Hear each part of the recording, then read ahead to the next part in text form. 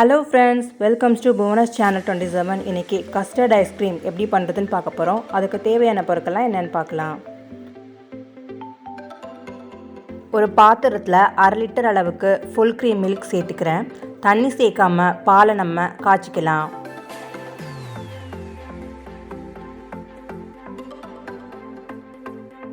பால் நல்லா பொங்கி வந்ததுக்கு அப்புறம் 1 கப் அளவுக்கு சுகர் சேர்த்துக்கிறேன்.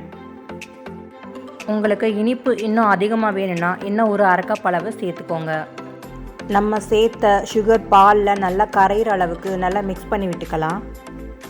ஒரு 3 டீஸ்பூன் அளவுக்கு கஸ்டர்ட் பவுடர் சேர்த்துக்கிறேன். டைரெக்டாகவும் பாலில் சேர்த்துக்கலாம், இல்லை தனியாக பாலில் கஸ்டர்ட் பவுடரை கரைச்சிட்டு அதையும் சேர்த்துக்கலாம். இன்றைக்கி நான் வெனிலா ஃப்ளேவர் எடுத்திருக்கேன். உங்களுக்கு விருப்பமான ஃப்ளேவர் நீங்கள் சேர்த்துக்கோங்க. கட்டிகள் எதுவும் இல்லாத மாதிரி நல்லா கரைச்சி விட்டுக்கோங்க. நல்லா கலந்ததுக்கப்புறம் கம்ப்ளீட்டாக இந்த பாலை நம்ம ஆற வச்சிடலாம். 200 ml வீப்பிங் க்ரீம் எடுத்திருக்கேன். இதை ஒரு பவுலில் சேர்த்துட்டு நம்ம நல்லா பீட் பண்ணிக்கலாம். ஐஸ்கிரீம் நல்லா க்ரீமியாக வர்றதுக்காக தான் இதை சேர்க்குறோம். வீப்பிங் க்ரீமுக்கு பதிலாக நார்மல் க்ரீம் கூட சேர்த்துக்கலாம்.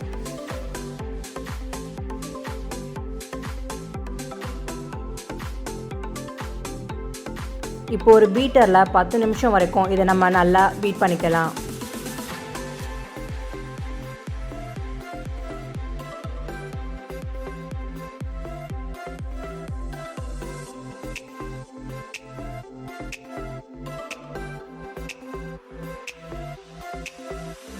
பீட் பண்ணதுக்கப்புறம் க்ரீமோட அளவு நல்லாவே இன்க்ரீஸ் ஆகிருக்கு. இப்போ கஸ்டர்ட் பவுடர் பால் கலவையை இது கூட சேர்த்து பீட் பண்ணலாம்.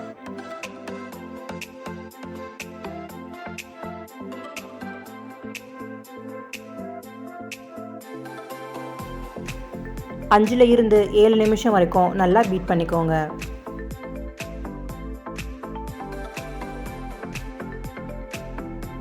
கூடவே 1/4 டீஸ்பூன் அளவுக்கு வெனிலா எசன்ஸ் சேர்த்துக்கிறேன்.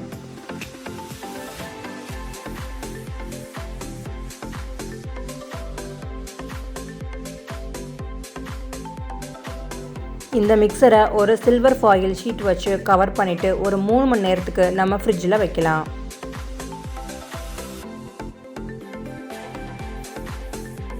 3 மணி நேரத்துக்கு அப்புறம் நம்ம திரும்ப எடுத்து பீட் பண்ணிவிட்டு மறுபடியும் ஃப்ரிட்ஜில் ஸ்டோர் பண்ண போகிறோம்.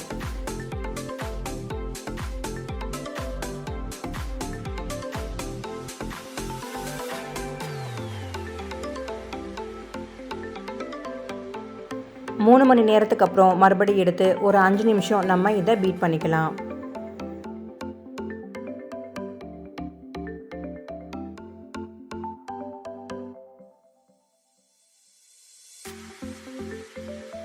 பீட் பண்ண மிக்சரை இப்போ ஒரு ஏர்டைட் கண்டெய்னருக்கு நான் ட்ரான்ஸ்ஃபர் பண்ணிக்கிறேன்.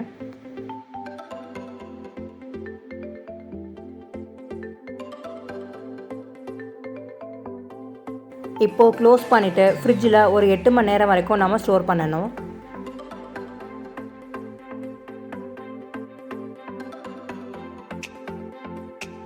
இப்போது 8 ஹவர்ஸ் ஆயிடுச்சு. நம்ம ஓப்பன் பண்ணி பார்க்கலாம்.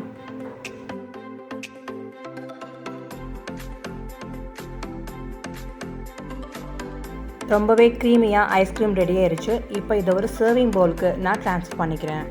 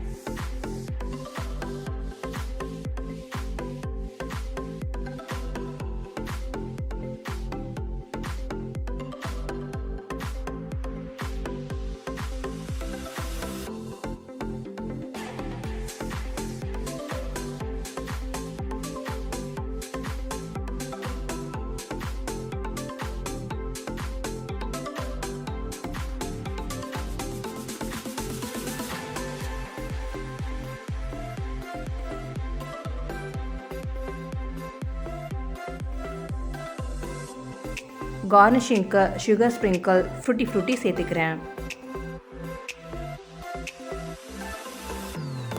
இந்த சம்மருக்கு ஏற்ற குழு கஸ்டர்ட் ஐஸ்கிரீம் ரெடி ஆயிடுச்சு. நீங்களும் இதை ட்ரை பண்ணி பாருங்கள். இதே மாதிரி ஏற்கனவே மலாய் குல்ஃபி, சாக்லேட் குல்ஃபி ரெசிபீஸ் நம்ம சேனலில் அப்லோட் பண்ணியிருக்கோம். அதையும் போய் பாருங்கள். நிறையா சம்மர் ரெசிபீஸ் நம்ம சேனலில் இனிமேல் வரப்போகுது. அதையெல்லாம் மிஸ் பண்ணாமல் பார்க்கணுன்னா மறக்காமல் நம்ம சேனலை சப்ஸ்கிரைப் பண்ணிக்கோங்க. அண்ட் லைக் பண்ணுங்கள், ஷேர் பண்ணுங்கள். தேங்க்ஸ் ஃபார் வாட்சிங்.